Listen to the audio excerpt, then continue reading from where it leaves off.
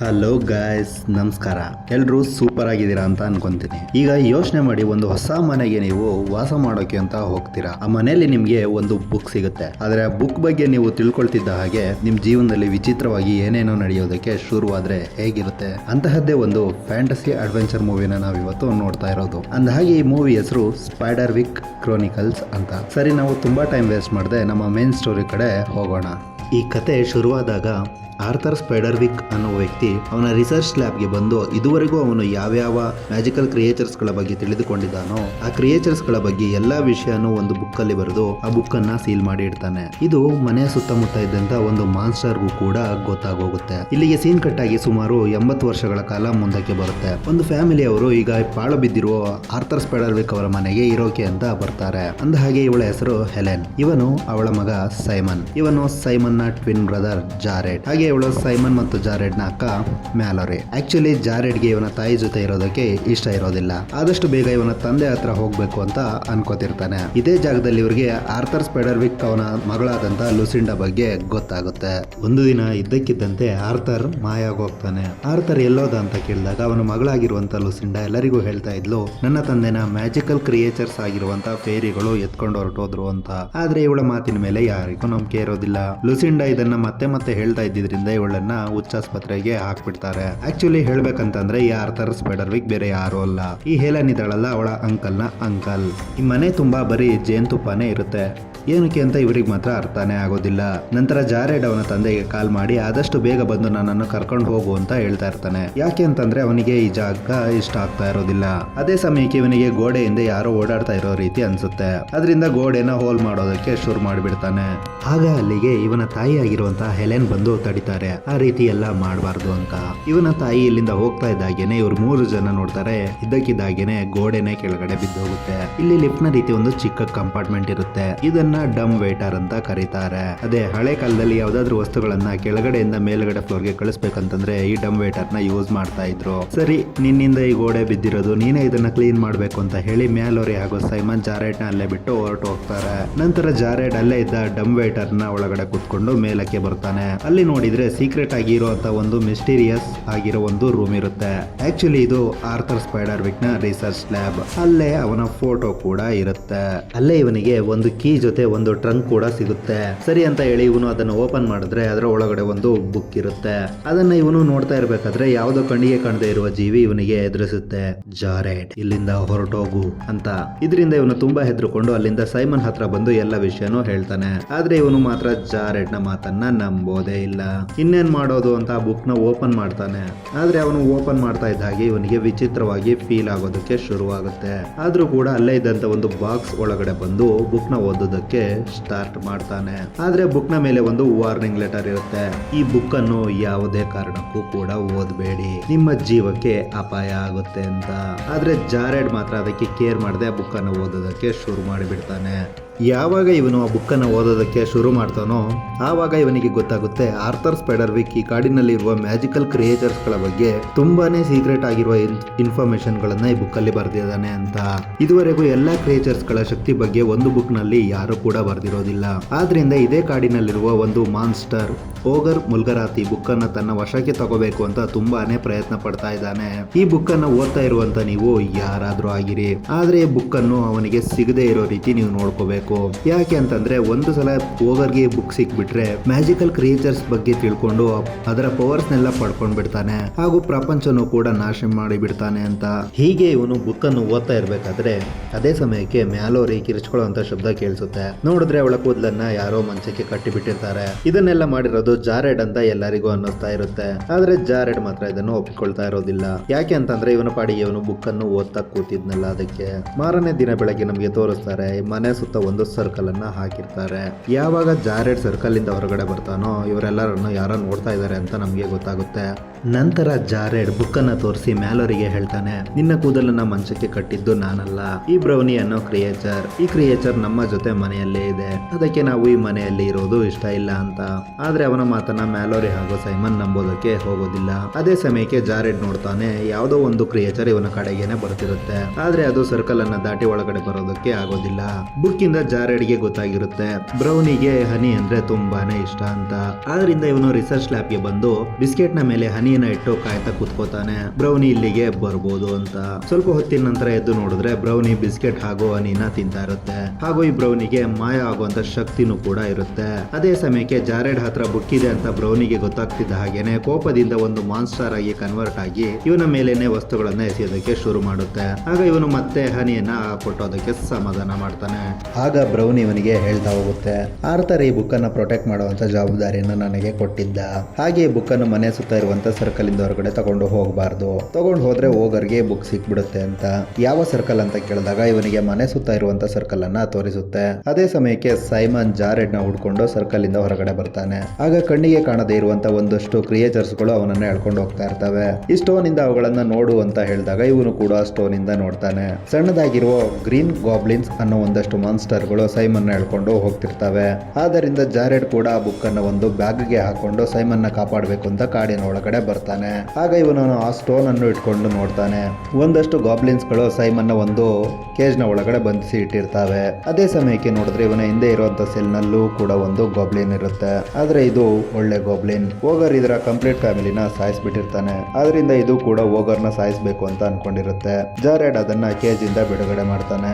ಅಂದ ಹಾಗೆ ಇದರ ಹೆಸರು ಆಕ್ಸ್ವಿಲ್ ಅಂತ. ಸೈಮನ್ ನ ಬಿಡಿಸೋದಕ್ಕೆ ಅಂತ ಇದು ಜಾರೆಡ್ಗೆ ಹೆಲ್ಪ್ ಮಾಡೋದಕ್ಕೆ ಶುರು ಮಾಡುತ್ತೆ. ಹಾಗೆ ಇವರು ನಿಧಾನಕ್ಕೆ ಸೈಮನ್ ಹತ್ರ ಬಂದು ಇನ್ನೇನೋ ಅವನನ್ನ ಬಿಡಿಸ್ಬೇಕು ಅನ್ಕೊಳ್ಳೋಷ್ಟ್ರಲ್ಲಿ ಆ ಗಾಬ್ಲಿನ್ಸ್ ಗಳು ಸೈಮನ್ ನ ಕೆಳಗಡೆ ಹೇಳ್ಕೊತಾವೆ. ಯಾಕೆ ಅಂತಂದ್ರೆ ಮಾನ್ಸ್ಟರ್ ಆಗಿರೋ ಓಗರ್ ಅಲ್ಗೆ ಮನುಷ್ಯನ ವೇಷದಲ್ಲಿ ಬಂದಿರ್ತಾನೆ. ನಂತರ ಓಗರ್ ಸೈಮನ್ ಹತ್ರ ಬಂದು ಕೇಳ್ತಾನೆ, ನಿನಗೆ ಆ ಮನೆಯಲ್ಲಿ ಆ ಬುಕ್ ಸಿಗ್ತಾ ಅಂತ. ಆಗ ಸೈಮನ್ ನನಗೆ ಯಾವ ಬುಕ್ ಬಗ್ಗೆನೂ ಗೊತ್ತಿಲ್ಲ ಅಂತ ಹೇಳ್ತಾನೆ. ಆದ್ರೆ ಇವನು ಜೇಬನ್ನೆಲ್ಲ ಚೆಕ್ ಮಾಡಿಸಿದಾಗ ಇವನಿಗೆ ಬುಕ್ ಸಿಗೋದಿಲ್ಲ.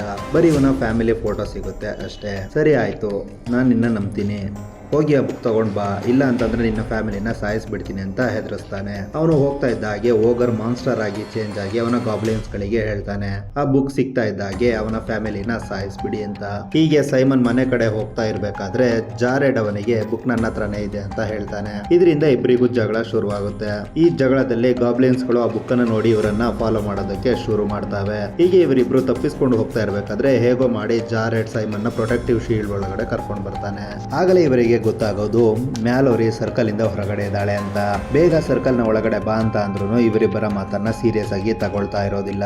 ಅದೇ ಸಮಯಕ್ಕೆ ಗಾಬ್ಲಿನ್ಸ್ ಗಳು ಇವಳ ಮೇಲೆ ಕೂಡ ಅಟ್ಯಾಕ್ ಮಾಡೋದಕ್ಕೆ ಶುರು ಮಾಡ್ತವೆ. ಆದ್ರಿಂದ ಜಾರೆಡ್ ಅವನ ಹತ್ರ ಇದ್ದಂತ ಸ್ಟೋನ್ ಅನ್ನ ಅವಳಿಗೆ ಕೊಡ್ತಾನೆ. ಆಗ ಇವಳು ಕೂಡ ಸ್ಟೋನ್ ಇಂದ ಅವುಗಳನ್ನ ನೋಡುತ್ತಾ ಅವುಗಳ ಜೊತೆ ಫೈಟ್ ಮಾಡಿ ಸರ್ಕಲ್ ನ ಒಳಗಡೆ ಬಂದು ಬಿಡ್ತಾಳೆ. ಸೈಮನ್ ನ ಕಾಲಿಗೆ ಇವಳು ಕಚ್ಚಿರೋದ್ರಿಂದ ಇವರು ಟ್ರೀಟ್ಮೆಂಟ್ ಕೊಡೋದಕ್ಕೆ ಶುರು ಮಾಡ್ತಾರೆ. ನಂತರ ಇವರಿಬ್ಬರು ಟೆರೆಸ್ ಗೆ ಬಂದು ನೋಡಿದಾಗ್ಲೇ ನಮಗೂ ಕೂಡ ಗೊತ್ತಾಗುತ್ತೆ ಮನೇನ ಗಾಬ್ಲಿನ್ಸ್ ಗಳು ಸುತ್ತಾಕಿದಾವೆ ಅಂತ. ಇದರಿಂದ ಮ್ಯಾಲೋರಿ ಜಾರೆಡ್ಗೆ ಬೈತಾ ಇರ್ತಾಳೆ, ನೀನ್ ಯಾಕೆ ಬುಕ್ ಅನ್ನ ಓದಿದೆ, ಈ ಬುಕ್ ಅನ್ನ ನಾವು ಅವ್ರಿಗೆ ಕೊಟ್ಬಿಡೋಣ ಅಂತ. ಅದೇ ಸಮಯಕ್ಕೆ ಬ್ರೌನಿ ಅಲ್ಲಿಗೆ ಬಂದು ಬುಕ್ ಅನ್ನ ಕಾಪಾಡೋದಕ್ಕೆ ಪ್ರಯತ್ನ ಪಡ್ತಾನೆ. ಆಗ ಜಾರೆಡ್ ಬ್ರೌನಿಗೆ ಹನಿನ ಕೊಟ್ಟು ಸಮಾಧಾನ ಮಾಡಿದಾಗ ಬ್ರೌನಿ ಹೇಳ್ತಾನೆ, ಈ ಬುಕ್ ಏನಾದ್ರೂ ಓಗರ್ಗೆ ಸಿಕ್ಬಿಟ್ರೆ ಇಡೀ ಪ್ರಪಂಚನೇ ನಾಶ ಮಾಡ್ತಾನೆ. ಆದ್ರಿಂದ ಇವರು ಡಿಸೈಡ್ ಮಾಡ್ತಾರೆ ಬುಕ್ ಅನ್ನ ನಾವೇ ಡೆಸ್ಟ್ರಾಯ್ ಮಾಡಬೇಕು ಅಂತ. ಆ ಬುಕ್ ಅನ್ನ ಇವರು ಗಾಬ್ಲಿನ್ಸ್ ಮುಂದೆನೆ ಸುಟ್ಟು ಹಾಕೋದಕ್ಕೆ ನೋಡ್ತಾ ಇರ್ಬೇಕಾದ್ರೆ ಓಗರ್ ಕೂಡ ಒಂದು ಪಕ್ಷಿ ರೂಪದಲ್ಲಿ ಅಲ್ಲಿಗೆ ಬರ್ತಾನೆ. ಆದ್ರೆ ಸರ್ಕಲ್ ಅನ್ನ ದಾಟಿ ಬರೋದಕ್ಕೆ ಅವನಿಗೂ ಕೂಡ ಆಗೋದಿಲ್ಲ. ಇವರು ಬುಕ್ ಅನ್ನ ಬೆಂಕಿ ಒಳಗಡೆ ಹಾಕ್ತಾರೆ. ನೋಡಿದ್ರೆ ಬುಕ್ ಅನ್ನ ಬೆಂಕಿ ಸುಡೋದೇ ಇಲ್ಲ. ಅದನ್ನ ನೋಡಿ ಓಗರ್ ಅಲ್ಲಿಂದ ಹೊರಟೋಗ್ತಾನೆ. ಆದ್ರಿಂದ ಇವರಿಬ್ರು ಒಳಗಡೆ ಬಂದಾಗ ಬ್ರೌನಿಯಿಂದ ಗೊತ್ತಾಗುತ್ತೆ ಆರ್ಥರ್ ಈ ಬುಕ್ ಅನ್ನ ಕಾಪಾಡೋಕೆ ಬುಕ್ ಮೇಲೆ ಒಂದು ಮ್ಯಾಜಿಕಲ್ ಸ್ಪೆಲ್ ಹಾಕಿದಾನೆ ಅಂತ. ಈಗ ನಮ್ಗೆ ಹೆಲ್ಪ್ ಮಾಡೋದಕ್ಕೆ ಇರೋದು ಆರ್ಥರ್ ನ ಮಗಳು ಮಾತ್ರ. ಅವರ ಹತ್ರನೇ ಹೋಗ್ಬೇಕು ಅಂತ ಇವರು ಡಿಸೈಡ್ ಮಾಡ್ತಾರೆ. ಆಗ ಬ್ರೌನಿ ಇಲ್ಲಿಂದ ತಪ್ಪಿಸ್ಕೊಂಡು ಹೋಗೋದಕ್ಕೆ ನನಗೆ ಬೇರೆ ದಾರಿ ಗೊತ್ತಿದೆ ಅಂತ ಹೇಳ್ತಾನೆ. ಆದ್ರೆ ಒಂದು ಕಂಡೀಷನ್ ನ ಮೇಲೆ, ಆ ಬುಕ್ ಸರ್ಕಲ್ ನ ಒಳಗಡೆನೆ ಇರಬೇಕು ಅಂತ. ಸರಿ ಅಂತ ಜಾರೆಡ್ ಕೂಡ ಆ ಬುಕ್ ಅದೇ ಟ್ರಂಕ್ ಒಳಗಡೆ ಇಟ್ಟು ಬೀಗನ ಅವನಿಗೆ ಕೊಡ್ತಾನೆ. ಆಗ ಬ್ರೌನಿ ಇಲ್ಲಿಂದ ಹೊರಗೆ ಹೋಗೋಕೆ ಒಂದು ಸೀಕ್ರೆಟ್ ಜಾಗದ ಮ್ಯಾಪ್ ಅನ್ನ ಇವರಿಗೆ ಕೊಡ್ತಾನೆ. ಆಗ ಮ್ಯಾಲೋರಿಗೆ ಸ್ಟೋನ್ ಇಂದ ನೋಡೋಕೆ ಅಂತ ಒಂದು ಕನ್ನಡಕದ ರೀತಿ ಇರೋ ವಸ್ತು ಸಿಗುತ್ತೆ. ಆದ್ರೆ ಜಾರೆಡ್ಗೆ ಇದರ ಅವಶ್ಯಕತೆ ಇರೋದಿಲ್ಲ. ಯಾಕೆ ಅಂದ್ರೆ ಆಗ್ಲೇ ಸಿಕ್ಕಿತ್ತಲ್ಲ ಆಕ್ಸ್ವಿಲ್, ಅದು ಜಾರೆಡ್ಗೆ ಬರಿಗಣ್ಣಿನಿಂದ ಗಾಬ್ಲಿನ್ಸ್ ನೋಡುವಂತ ಶಕ್ತಿ ಕೊಟ್ಟಿರ್ತಾನೆ. ನಂತರ ಸೈಮನ್ ಹೊರಗೆ ಬಂದು ಆ ಗಾಬ್ಲಿನ್ಸ್ ಗಳನ್ನ ಡಿಸ್ಟ್ರಾಕ್ಟ್ ಮಾಡ್ತಾ ಇದ್ದಾಗೇನೆ ಇವರು ಕೂಡ ಸೀಕ್ರೆಟ್ ಪ್ಲೇಸ್ ಗೆ ಬಂದು ಒಂದು ಟನಲ್ ಇಂದ ಸಿಟಿ ಕಡೆಗೆ ಹೋಗೋಕೆ ಶುರು ಮಾಡ್ತಾರೆ. ಈ ಗಾಬ್ಲಿನ್ಸ್ ಗಳು ಕೂಡ ಅವರನ್ನ ಫಾಲೋ ಮಾಡ್ಕೊಂಡು ಹೋಗ್ತವೆ. ಈ ಕಡೆ ಸೈಮನ್ಗೆ ಒಂದು ಬುಕ್ ನ ಪೇಪರ್ ಇಂದ ಗೊತ್ತಾಗುತ್ತೆ ಟೊಮೆಟೊ ಸಾಸ್ ಇಂದ ಗಾಬ್ಲಿನ್ಸ್ ಗಳು ಸಾಯ್ತವೆ ಅಂತ. ಅಷ್ಟೇ ಅಲ್ಲ, ಬ್ರೌನಿ ನೋಡಿದಾಗ ಟ್ರಂಕ್ ಒಳಗಡೆ ಬುಕ್ ಇರೋಲ್ಲ. ಯಾಕೆ ಅಂದ್ರೆ ಜಾರೆಡ್ ಅವನ ಜೊತೆನೆ ಬುಕ್ ಅನ್ನ ತಗೊಂಡು ಬಂದ್ಬಿಟ್ಟಿರ್ತಾನೆ. ಅದೇ ಸಮಯಕ್ಕೆ ಓಗರ್ ಕೂಡ ಒಂದು ಮಾನ್ಸ್ಟರ್ ಆಗಿ ಇವರನ್ನ ಫಾಲೋ ಮಾಡಕ್ಕೆ ಶುರು ಮಾಡ್ತಾನೆ. ಇವರಿಬ್ರು ತುಂಬಾ ಕಷ್ಟಪಟ್ಟು ಅವನಿಂದ ತಪ್ಪಿಸ್ಕೊಂಡು ರೋಡ್ ನ ಮೇಲೆ ಬರ್ತಾರೆ. ಓಗರ್ ಕೂಡ ಬಂದಾಗ ಒಂದು ಕಾರ್ ಬಂದು ಅವನಿಗೆ ಆಕ್ಸಿಡೆಂಟ್ ಮಾಡ್ಬಿಡುತ್ತೆ. ಇದರಿಂದ ಇವರಿಬ್ರು ಓಗರ್ ಇಂದ ಸೇಫ್ ಆಗ್ತಾರೆ. ಅದೇ ಸಮಯಕ್ಕೆ ಸಿಟಿಲಿ ಇದ್ದಂತ ಹೆಲೆನ್ ಅವರ ಇಬ್ಬರ ಮಕ್ಕಳು ರೋಡ್ ಅಲ್ಲಿ ಹೋಗ್ತಾ ಇರೋದನ್ನ ನೋಡಿ ಬಿಡ್ತಾಳೆ. ಈ ಕಡೆ ಸೈಮನ್ ಹಾಗೂ ಬ್ರೌನಿ ಇಬ್ಬರು ಟೊಮೆಟೊ ಸಾಸ್ ಗಳನ್ನ ರೆಡಿ ಮಾಡ್ತಾ ಇರ್ತಾರೆ ಗಾಬ್ಲಿನ್ಸ್ ಗಳನ್ನ ಸಾಯಿಸೋದಕ್ಕೆ ಅಂತ. ಅದೇ ಸಮಯಕ್ಕೆ ಜಾರೆಡ್ ಹಾಗೂ ಮ್ಯಾಲೋರಿ ಲುಸಿಂಡಾನ ನೋಡೋಕೆ ಮೆಂಟಲ್ ಹಾಸ್ಪಿಟಲ್ಗೆ ಬರ್ತಾರೆ. ಇಲ್ಲಿ ನೋಡಿದ್ರೆ ಲುಸಿಂಡಾಗೆ ತುಂಬಾನೇ ವಯಸ್ಸಾಗಿರುತ್ತೆ. ಆಗ ಇವರು ಹೇಳ್ತಾರೆ, ನಾವು ನಿಮ್ಮ ರಿಲೇಷನ್, ಈಗ ನಿಮ್ಮ ಮನೆಯಲ್ಲಿ ಇದೀವಿ ಅಂತ. ಆಗ ಮನೆಗೆ ಯಾಕೆ ಹೋಗಿದ್ದೀರಾ, ಮನೆ ತುಂಬಾ ಡೇಂಜರ್ ಅಂತ ಲುಸಿಂಡಾ ಹೇಳಿದಾಗ ಇವರು ಕೂಡ ಹೇಳ್ತಾರೆ ಅಲ್ಲಿ ಏನೇ ನಡೆಯುತ್ತೆ ಅಂತ. ಆಗ ಲುಸಿಂಡಾ ಇವರಿಗೆ ಎಲ್ಲ ಗೊತ್ತಿದೆ, ನೀವು ಹೊರಗಡೆ ಬರ್ಬೋದು ಅಂದಾಗ ಅಲ್ಲೇ ಹೂವಿನಲ್ಲಿ ಬಚ್ಚಿಟ್ಟುಕೊಂಡಿದ್ದ ತುಂಬಾ ಫೇರೀಸ್ ಗಳು ಹೊರಗಡೆ ಬರ್ತವೆ. ನಂತರ ಜಾರೆಡ್ ಬುಕ್ ಅನ್ನ ಇವಳಿಗೆ ತೋರಿಸಿದಾಗ ಇವಳು ತುಂಬಾ ಹೆದರಿ ಈ ಬುಕ್ ಅನ್ನ ಯಾಕೆ ಸರ್ಕಲ್ ಇಂದ ಹೊರಗಡೆ ತಗೊಂಡ್ ಬಂದ್ರಿ ಅಂತ ಹೇಳ್ತಾಳೆ. ಆಗ ಇವರು ಕೂಡ ಹೇಳೋಕೆ ಶುರು ಮಾಡ್ತಾರೆ, ಹೋಗರ್ ಈ ಬುಕ್ಗೋಸ್ಕರ ನಮ್ಮ ಫ್ಯಾಮಿಲಿ ಇದ್ದೇ ಬಿದ್ದಿದ್ದಾನೆ, ಪ್ಲೀಸ್ ಈ ಬುಕ್ ಅನ್ನ ಹೇಗೆ ನಾಶ ಮಾಡೋದು ಹೇಳಿ ಅಂದಾಗ ಇವಳು ಕೂಡ ಹೇಳೋದಕ್ಕೆ ಶುರು ಮಾಡ್ತಾಳೆ. ಒಂದು ದಿನ ನನ್ನ ತಂದೆ ತುಂಬಾ ಗಾಬರಿಯಿಂದ ಒಂದು ಮ್ಯಾಜಿಕಲ್ ಪೌಡರ್ ಮಾಡಿ ಅದರಿಂದ ಮನೆ ಸುತ್ತ ಒಂದು ಪ್ರೊಟೆಕ್ಟಿವ್ ಸರ್ಕಲ್ ಅನ್ನ ಮಾಡಿದ್ರು. ಆದ್ರೆ ಅದರ ಬಗ್ಗೆ ನನಗೆ ಗೊತ್ತಿರಲಿಲ್ಲ. ನಾನು ಸರ್ಕಲ್ ಇಂದ ಹೊರಗಡೆ ಹೋಗಿ ಆಟ ಆಡ್ತಾ ಇದ್ದೆ. ಆಗ ಗಾಬ್ಲಿನ್ಸ್ ಗಳು ಬಂದು ನನ್ನ ಮೇಲೆ ಅಟ್ಯಾಕ್ ಮಾಡೋದಕ್ಕೆ ಶುರು ಮಾಡಿದ್ವು. ಆಗ ನನ್ನ ತಂದೆ ಬಂದು ನನ್ನ ಕಾಪಾಡಿ ಸರ್ಕಲ್ ಒಳಗಡೆ ಕಳಿಸಿದ್ರು. ಅವಳ ಜೊತೆ ಫೈಟ್ ಮಾಡ್ಬೇಕಾದ್ರೆ ಮ್ಯಾಜಿಕಲ್ ಫೇರೀಸ್ ಗಳು ಬಂದು ಗಾಬ್ಲಿನ್ಸ್ ಇಂದ ನನ್ನ ತಂದೆನ ಕಾಪಾಡಿ ಅವರ ಜೊತೆನೆ ಕರ್ಕೊಂಡು ಹೊರಟೋದ್ರು. ಯಾಕೆ ಅಂದ್ರೆ ಆ ಕಾಡಿನಲ್ಲಿ ಇದ್ದ ಮ್ಯಾಜಿಕಲ್ ಕ್ರಿಯೇಚರ್ಸ್ ಗಳ ಬಗ್ಗೆ ನನ್ನ ತಂದೆಗೆ ಗೊತ್ತಿತ್ತಲ್ವಾ, ಅದಕ್ಕೆ ಈ ಬುಕ್ ಅನ್ನ ಹೇಗೆ ನಾಶ ಮಾಡೋದು ಅಂತ ಅವರಿಗೆ ಮಾತ್ರ ಗೊತ್ತಿರೋದು. ಅವರು ಇನ್ನೂ ಕೂಡ ಬದುಕಿದ್ದಾರೆ.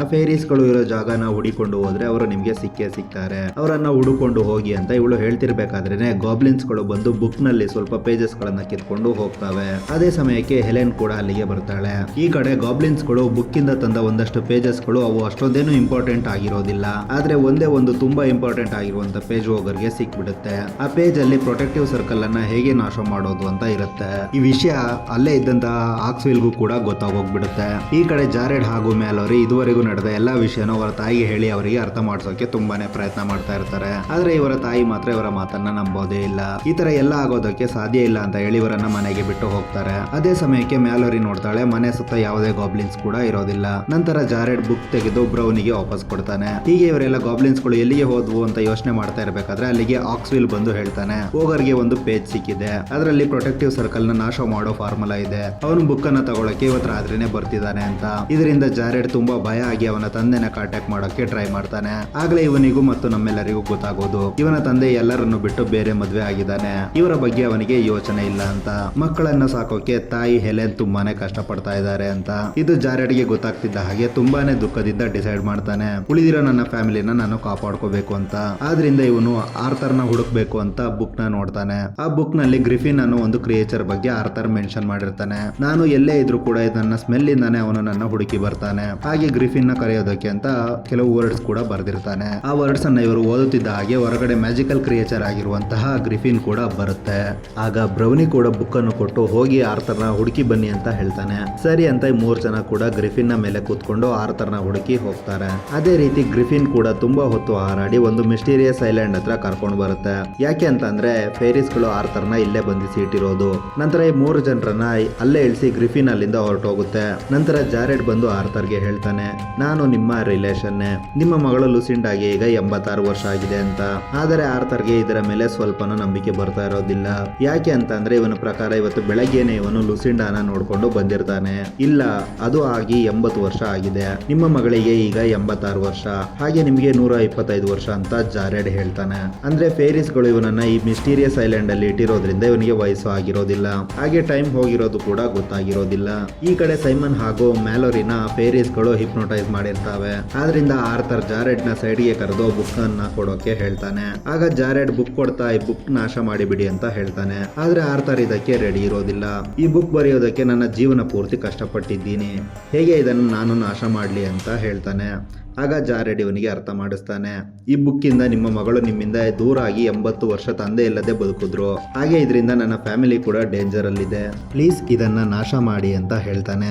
ಆರ್ಥರ್ ಕೂಡ ಇದನ್ನ ಅರ್ಥ ಮಾಡ್ಕೊಂಡು ಬುಕ್ ಓಪನ್ ಮಾಡಿದ್ರೆ ಇವನು ಬುಕ್ ಇದಲ್ಲ, ಅಂದ್ರೆ ಬೇಕು ಅಂತಾನೆ ಬ್ರೌನಿ ಇದನ್ನ ಚೇಂಜ್ ಮಾಡಿರೋದು, ಆದ್ರಿಂದ ಬುಕ್ ಸರ್ಕಲ್ ಒಳಗಡೆನೆ ಸೇಫ್ ಆಗಿದೆ.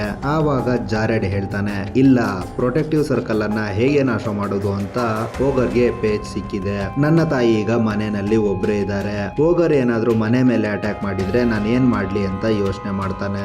ಆಗ ಆರ್ಥರ್ ಇವನಿಗೆ ಅರ್ಥ ಮಾಡಿಸ್ತಾನೆ, ನೀನು ಬುಕ್ ಅನ್ನು ಓದಿದ್ದೀಯಾ, ಬುಕ್ ಅಲ್ಲಿ ಇರೋ ವಿಷಯ ನಿನ್ನಲ್ಲೂ ಇದೆ, ಆ ವರ್ಡ್ಸ್ ಅನ್ನು ನೆನಪು ಮಾಡಿಕೊಂಡು ಗ್ರಿಫಿನ್ ನ ಕರಿ, ನಾ ಫೇರೀಸ್ ಗಳನ್ನು ಡಿಸ್ಟ್ರಾಕ್ಟ್ ಮಾಡ್ತೀನಿ ಅಂತ ಹೇಳ್ತಾನೆ. ನಂತರ ಇವನು ಬುಕ್ ಅನ್ನು ಇಟ್ಕೊಂಡು ಫೇರೀಸ್ ಗಳನ್ನ ಡಿಸ್ಟ್ರಾಕ್ಟ್ ಮಾಡ್ತಾ ಇದ್ದ ಹಾಗೆ ಜಾರೆಡ್ ಕೂಡ ವರ್ಡ್ಸ್ ನೆನಪು ಮಾಡ್ಕೊಂಡು ಗ್ರಿಫಿನ್ ನ ಕರೀತಾನೆ. ಇನ್ನೇನು ಫೇರೀಸ್ ಗಳು ಇವ್ರ ಹತ್ರ ಬರಬೇಕು ಅನ್ನೋ ಅಷ್ಟರಲ್ಲಿ ಗ್ರಿಫಿನ್ ಕೂಡ ಬರುತ್ತೆ, ಆದ್ರಿಂದ ಇವರು ಅದರ ಮೇಲೆ ಕೂತ್ಕೊಂಡು ಮನೆ ಕಡೆಗೆ ಹೋಗ್ತಾರೆ. ಈ ಗಾಬ್ಲಿನ್ಸ್ ಗಳು ಬೇರೆ ಪ್ರೊಟೆಕ್ಟಿವ್ ಸರ್ಕಲ್ ನ ನಾಶ ಮಾಡೋಕೆ ಶುರು ಮಾಡಿರ್ತಾವೆ. ಅದೇ ಸಮಯಕ್ಕೆ ಹೆಲೆನ್ ಕೂಡ ಮನೆ ಹತ್ರ ಬರ್ತಾಳೆ. ಆಗ ಅಲ್ಲೇ ಬಚ್ಚಿಟ್ಟುಕೊಂಡಿದ್ದ 3 ಜನ ಮಕ್ಕಳು ಕೂಡ ಕಾರ್ ಒಳಗಡೆ ಬಂದು ಸೀದಾ ಕಾರನ್ನ ಪ್ರೊಟೆಕ್ಟಿವ್ ಸರ್ಕಲ್ ನ ಒಳಗಡೆ ಬರ್ತಾರೆ. ಈ 3 ಜನ ಆಡ್ತಾ ಇರೋದನ್ನ ನೋಡಿ ಹೆಲೆನ್ಗೆ ಏನು ಅರ್ಥ ಆಗೋದಿಲ್ಲ. ಇವರು ಏನೇ ಹೇಳಿದ್ರು ಹೆಲೆನ್ ಅರ್ಥ ಮಾಡ್ಕೊಳ್ತಾ ಇರೋದಿಲ್ಲ. ಆದ್ರೆ ಯಾವಾಗ ಇವಳಿಗೆ ಸ್ಟೋನ್ ಮುಖಾಂತರ ಗಾಬ್ಲಿನ್ಸ್ ಗಳನ್ನ ತೋರಿಸ್ತಾರೋ ಇವಳು ಕೂಡ ಮಕ್ಕಳ ಮಾತನ್ನ ನಂಬೋದಕ್ಕೆ ಶುರು ಮಾಡ್ತಾಳೆ. ನಂತರ ಇವರೆಲ್ಲ ಗಾಬ್ಲಿನ್ಸ್ ಗಳನ್ನ ಮನೆ ಒಳಗಡೆ ಬರೋದಕ್ಕೆ ಬಿಡಬಾರ್ದು ಅಂತ ಎಲ್ಲ ತಯಾರಿ ಮಾಡ್ತಾ ಇರ್ತಾರೆ. ಆದ್ರೆ ಯಾವಾಗ ಚಂದ್ರ ಬರುತ್ತೋ ಪ್ರೊಟೆಕ್ಟಿವ್ ಸರ್ಕಲ್ ನಾಶ ಆಗಿ ಎಲ್ಲಾ ಗಾಬ್ಲಿನ್ಸ್ ಗಳು ಒಳಗಡೆ ಬಂದು ಮನೆ ಮೇಲೆ ಅಟ್ಯಾಕ್ ಮಾಡೋಕೆ ಶುರು ಮಾಡ್ತಾವೆ. ಹೀಗೆ ಅಟ್ಯಾಕ್ ಮಾಡ್ತಾ ಮನೆ ಒಳಗಡೆ ನುಗ್ಗೋದಕ್ಕೆ ಶುರು ಮಾಡಿದಾಗ ಇವರು ಕೂಡ ಟೊಮೆಟೊ ಸಾಸ್ ಗಳನ್ನ ಗಾಬ್ಲಿನ್ಸ್ ಗಳ ಮೇಲೆ ಹಾಕಿ ಅವನ್ನ ಸಾಯಿಸೋದಕ್ಕೆ ಶುರು ಮಾಡ್ತಾರೆ. ಆದ್ರೆ ಅದೇ ಸಮಯಕ್ಕೆ ಮನೆ ಒಳಗಡೆ ಓಗರ್ ಕೂಡ ನುಗ್ಗಿ ಬಿಡ್ತಾನೆ. ಅವನಿಂದ ಇವರು ತಪ್ಪಿಸಿಕೊಂಡು ಹೋಗೋಕೆ ಎಷ್ಟೇ ಪ್ರಯತ್ನ ಪಡ್ತಾ ಇದ್ರು ಕೂಡ ನಿರಂತರವಾಗಿ ಅಟ್ಯಾಕ್ ಮಾಡೋಕೆ ಶುರು ಮಾಡ್ತಾನೆ. ಆದ್ರಿಂದ ಇವರೆಲ್ಲರೂ ಕಿಚನ್ ಒಳಗಡೆ ಬಂದು ಟೊಮೆಟೊ ಸಾಸ್ ಗಳನ್ನೆಲ್ಲ ಓವನ್ ಒಳಗಡೆ ಹಾಕಿ ಅದೇ ಜಾಗದಲ್ಲಿ ಬಚ್ಚಿಟ್ಕೊಂಡ್ ಬಿಡ್ತಾರೆ. ಯಾವಾಗ ಗಾಬ್ಲಿನ್ಸ್ ಎಲ್ಲ ಕಿಚನ್ ಒಳಗಡೆ ಬಂದಾಗ ಇವರು ಓವನ್ ಗೆ ಬೆಂಕಿನ ಹಾಕಿ ಬಿಡ್ತಾರೆ. ಓವನ್ ಬ್ಲಾಸ್ಟ್ ಆಗ್ತಾ ಇದ್ದಾಗೆ ಅದರಲ್ಲಿದ್ದ ಟೊಮೆಟೊ ಸಾಸ್ ಹೊರಗಡೆ ಬಂದು ಎಲ್ಲಾ ಗಾಬ್ಲಿನ್ಸ್ ಕೂಡ ಸತ್ ಹೋಗ್ತವೆ. ಇದರಿಂದ ಎಲ್ಲ ತುಂಬಾ ಸಂತೋಷ ಪಡ್ತಾ ಇರ್ತಾರೆ. ಕೊನೆಗೂ ನಾವು ಗಾಬ್ಲಿನ್ಸ್ ಗಳನ್ನ ಸೋಲಿಸ್ಬಿಟ್ವಿ ಅಂತ. ಅದೇ ಸಮಯಕ್ಕೆ ಡೋರ್ ಅನ್ನ ಓಪನ್ ಮಾಡ್ಕೊಂಡು ಯಾರೋ ಬರ್ತಾ ಇರೋ ರೀತಿ ಇವರಿಗೆ ಅನ್ಸುತ್ತೆ. ನೋಡಿದ್ರೆ ಬೇರೆ ಯಾರು ಅಲ್ಲ, ಜಾರೆಡ್ ನ ತಂದೆ. ನಿನ್ನ ಕೈಲಿ ಇರೋ ಬುಕ್ ಕೊಡು ನೋಡ್ತೀನಿ ಅಂತ ಹೇಳ್ತಿದ್ದಾಗ ಜಾರೆಡ್ಗೆ ಇವನ ಮೇಲೆ ಡೌಟ್ ಬರೋದಕ್ಕೆ ಶುರುವಾಗುತ್ತೆ. ಆದ್ರಿಂದ ಇವನು ಚಾಕುವಿಂದ ಚುಚ್ಚಿದಾಗ್ಲೇ ನಮಗೂ ಕೂಡ ಗೊತ್ತಾಗೋದು ಇವನು ಜಾರೆಡ್ ನ ತಂದೆ ಅಲ್ಲ, ಓಗರ್ ಅಂತ. ಆಗಲೇ ಸೈಮನ್ ಹತ್ರ ಸಿಕ್ಕಿದ ಫೋಟೋದಲ್ಲಿ ನೋಡಿದ್ನಲ್ಲ ಇವರ ತಂದೆನ, ಆದ್ರಿಂದ ಇವನು ಅವರ ತರ ವೇಷ ಹಾಕೊಂಡು ಬಂದಿದ್ದು. ಆದ್ರಿಂದ ಇವನು ಬುಕ್ ಅನ್ನ ಕಿತ್ಕೊಳ್ಳೋಕೆ ಫಾಲೋ ಮಾಡ್ತಾ ಇವರ ಮೇಲೆ ಅಟ್ಯಾಕ್ ಮಾಡ್ತಾನೆ. ಜಾರೆಡ್ ಎಸ್ಕೇಪ್ ಆಗಿದ್ರಿಂದ ಇವನು ಕೂಡ ಒಂದು ಹಾವಾಗಿ ಚೇಂಜ್ ಆಗಿ ಫಾಲೋ ಮಾಡ್ಕೊಂಡು ಹೋಗ್ತಾನೆ. ಇನ್ನೇನು ಅಟ್ಯಾಕ್ ಮಾಡ್ಬೇಕು ಅನ್ಕೊಳ್ಳೋ ಅಷ್ಟರಲ್ಲಿ ಅಲ್ಲಿಗೆ ಬ್ರೌನಿ ಬಂದು ಓಗರ್ ಜೊತೆ ಫೈಟ್ ಮಾಡ್ತಾ ಜಾರೆಡ್ ನ ಕಾಪಾಡೋಕೆ ನೋಡ್ತಾನೆ. ಅಷ್ಟರಲ್ಲಿ ಜಾರೆಡ್ ಕೂಡ ಆಚೆ ಬಂದು ಮನೆಯ ಮೇಲ್ಗಡೆಗೆ ಹೋಗ್ತಾ ಇರ್ತಾನೆ. ಓಗರ್ ಕೂಡ ಇವನನ್ನ ಫಾಲೋ ಮಾಡ್ಕೊಂಡು ಹೋಗ್ತಾನೆ. ಅವನ ಮೇಲೆ ಅಟ್ಯಾಕ್ ಮಾಡ್ತಾ ಬುಕ್ ಅನ್ನ ಕಿತ್ಕೊಳ್ಳೋಕೆ ಬರ್ತಾ ಇರ್ತಾನೆ. ಹೀಗೆ ಹತ್ತುವಾಗ ಸ್ಲಿಪ್ ಆಗಿ ಇನ್ನೇನು ಜಾರೆಡ್ ಕೆಳಗೆ ಬೀಳೋದ್ರಲ್ಲಿ ಇರ್ತಾನೆ. ಅದೇ ಸಮಯಕ್ಕೆ ಇವನು ಮುಂದೆ ನೋಡಿದಾಗ ಆಕ್ಸ್ವಿಲ್ ಕೂಡ ಅಲ್ಲೇ ಇರ್ತಾನೆ. ಆದ್ರಿಂದ ಇವನು ಬುಕ್ ಅನ್ನ ಆಕ್ಸ್ವಿಲ್ ಕಡೆಗೆ ಎಸಿತಾನೆ. ಓಗರ್ ಕೂಡ ಬುಕ್ ತಗೊಳಕ್ಕೆ ಬರ್ಡ್ ಆಗಿ ಕನ್ವರ್ಟ್ ಆಗಿ ಹೋಗ್ತಾ ಇರ್ಬೇಕಾದ್ರೆ ಆಕ್ಸ್ವಿಲ್ ಬರ್ಡ್ ಆಗಿ ಇದ್ದಂತ ಓಗರ್ ನ ತಿಂದು ಬಿಡ್ತಾನೆ. ಯಾಕೆ ಅಂತಂದ್ರೆ ಇವನಿಗೆ ಬರ್ಡ್ ನ ತಿನ್ನೋದಂದ್ರೆ ತುಂಬಾನೇ ಇಷ್ಟ. ಈ ಕಡೆ ಜಾರೆಡ್ ಕೂಡ ಸೇಫ್ ಆಗಿ ಕೆಳಗಡೆ ಬರ್ತಾನೆ. ಓಗರ್ ನ ತಿಂದಿರೋದ್ರಿಂದ ಆಕ್ಸ್ವಿಲ್ ಕೂಡ ತುಂಬಾನೇ ಸಂತೋಷ ಪಡ್ತಾ ಇರ್ತಾನೆ. ನಂತರ ಹೆಲೆನ್ ಜಾರೆಡ್ ಹತ್ರ ಸಾರಿ ಕೇಳ್ತಾಳೆ, ಸಾರಿ ನಾನ್ ನಿನ್ನ ಮಾತನ್ನ ನಂಬಲಿಲ್ಲ ಅಂತ. ಆದ್ರೆ ಜಾರೆಡ್ ಕೂಡ ಅವನ ತಾಯಿನ ಅರ್ಥ ಮಾಡ್ಕೊಳಕ್ಕೆ ಸ್ಟಾರ್ಟ್ ಮಾಡಿರ್ತಾನೆ. ಅದಕ್ಕೆ ಹೇಳ್ತಾನೆ, ನಂಗೆ ನನ್ನ ತಂದೆ ಜೊತೆ ಇರೋಕೆ ಇಷ್ಟ ಇಲ್ಲ, ನಿಮ್ಮ ಜೊತೆ ಇರೋಕೆ ಇಷ್ಟ ಅಂತ. ಮುಂದಿನ ಸೀನ್ ನಲ್ಲಿ ನಮ್ಗೆ ತೋರಿಸ್ತಾರೆ ಲುಸಿಂಡಾನ ಇವರು ಮನೆಗೆ ಕರ್ಕೊಂಡು ಬಂದಿರ್ತಾರೆ. ಇನ್ನ ಮೇಲೆ ಲುಸಿಂಡಾನ ಇವರ ಜೊತೆಲಿ ಇಟ್ಕೊಳಕ್ಕೆ ಅಂತ. ಲುಸಿಂಡಾ ಕೂಡ ಬ್ರೌನಿ ಹಾಗೂ ಮನೆನ ನೋಡಿ ಸಂತೋಷ ಪಡ್ಬೇಕಾದ್ರೆ ಜಾರೆಡ್ ಇವಳನ್ನ ಹೊರಗಡೆ ಬರೋಕೆ ಹೇಳ್ತಾನೆ. ಅಲ್ಲಿ ನೋಡಿದ್ರೆ ಆರ್ಥರ್ ಬರ್ತಾ ಇರ್ತಾನೆ. ಇಬ್ಬರಿಗೂ ಕೂಡ ಒಬ್ರನ್ನ ಒಬ್ರು ನೋಡಿ ತುಂಬಾನೇ ಶಾಕ್ ಆಗ್ತಾರೆ. ನಂತರ ಆರ್ಥರ್ ಲುಸಿಂಡಾಗೆ ಸಾರಿ ಹೇಳಿ ನಡೆದಿರೋ ಎಲ್ಲಾ ವಿಷಯನ ಇವಳಿಗೆ ಹೇಳ್ತಾನೆ. ನನ್ನನ್ನು ಕ್ಷಮಿಸು ಬಿಡು, ಫೇರಿಗಳು ನನ್ನ ಬಂದಿ ಮಾಡಿ ಇಟ್ಟಿದ್ರು, ಆದ್ರಿಂದ ನಿನ್ನ ಹತ್ರ ಬರೋಕೆ ಆಗ್ಲಿಲ್ಲ ಅಂತ. ಲುಸಿಂಡಾ ಕೂಡ ಇವನನ್ನ ಕ್ಷಮಿಸಿ ಇನ್ಮೇಲಾದ್ರೂ ನನ್ನ ಜೊತೆ ಇರ್ತೀರಾ ಅಂತ ಕೇಳ್ತಾಳೆ. ಆಗ ಅವನು ಹೇಳ್ತಾನೆ, ಇಲ್ಲ, ನಾನು ಮತ್ತೆ ಇದೇ ಜಾಗದಲ್ಲಿ ಬಂದು ಇದ್ರೆ ನನ್ನ ಟೈಮ್ ಕಳೆದು ಹೋಗುತ್ತೆ, ನಾನು ಸತ್ತೋಗ್ತೀನಿ ಅಂತ. ನಾನು ನಿನ್ನ ಜೊತೆ ಇಲ್ಲಿ ಇರೋಕೆ ಆಗಲ್ಲ ಅಂತ ಹೇಳ್ತಾನೆ. ಸರಿ, ಹಾಗಾದ್ರೆ ನಾನು ಕೂಡ ನಿಮ್ಮ ಜೊತೆನೆ ಬರ್ತೀನಿ ಅಂತ ಹೇಳ್ತಾಳೆ. ನಂತರ ಇವಳು ತಂದೆ ಕೈಯನ್ನ ಮುಟ್ತಿದ್ದ ಹಾಗೇನೆ ನಮಗೆ ತೋರಿಸ್ತಾರೆ ಲುಸಿಂಡಾ ಮತ್ತೆ ಚಿಕ್ಕ ಹುಡುಗಿಯಾಗಿ ಹೋಗಿರ್ತಾಳೆ. ಈ ತರ ಮಾಡಿರೋದು ಆರ್ಥರ್ನ ಜೊತೆ ಬಂದಿರೋಂತ ಫೇರೀಸ್ ಗಳೇ. ಸರಿ ಅಂತ ಹೇಳಿ ತಂದೆ ಮಗಳು ಇಬ್ರು ಕೂಡ ಮಿಸ್ಟೀರಿಯಸ್ ಆಗಿರುವಂತ ಫೇರೀಸ್ ಗಳ ಐಲ್ಯಾಂಡ್ ಗೆ ಹೊರಟೋಗ್ತಾರೆ. ಜಾರೆಡ್ ಹಾಗೆ ಅವನ ಫ್ಯಾಮಿಲಿ ಅವರು ಕೂಡ ಖುಷಿಯಾಗಿ ಇನ್ಮೇಲೆ ಇದೇ ಮನೇಲಿ ಇರ್ಬೇಕಂತ ಡಿಸೈಡ್ ಮಾಡ್ತಾರೆ. ಇಲ್ಲಿಗೆ ಈ ಕತೆ ಮುಗಿಯುತ್ತೆ. ಈ ಮೂವಿ ನಿಮ್ಮೆಲ್ಲರಿಗೂ ಹೇಗೆ ಅನ್ನಿಸ್ತು ಅಂತ ನನಗೆ ಕಮೆಂಟ್ ಮಾಡಿ ತಿಳಿಸಿ. ತಿಳಿಸಿ. ವಿಡಿಯೋ ಇಷ್ಟ ಆಗಿದ್ರೆ ಲೈಕ್ ಮಾಡಿ, ಸಬ್ಸ್ಕ್ರೈಬ್ ಮಾಡಿ, ಹಾಗೆ ಬೇರೆ ಯಾವ ಮೂವಿನ ಎಕ್ಸ್ಪ್ಲೈನ್ ಮಾಡಬೇಕು ಅಂತ ತಿಳಿಸಿ. ಸರಿ, ಸಿಗೋಣ ಮತ್ತೆ ಮುಂದಿನ ಅದ್ಭುತ ವಿಡಿಯೋದಲ್ಲಿ. ಅಲ್ಲಿವರೆಗೂ ಕಾಯ್ತಾ ಇರಿ ಕನ್ನಡ ಮೂವಿ ಎಕ್ಸ್ಪ್ಲೈನರ್.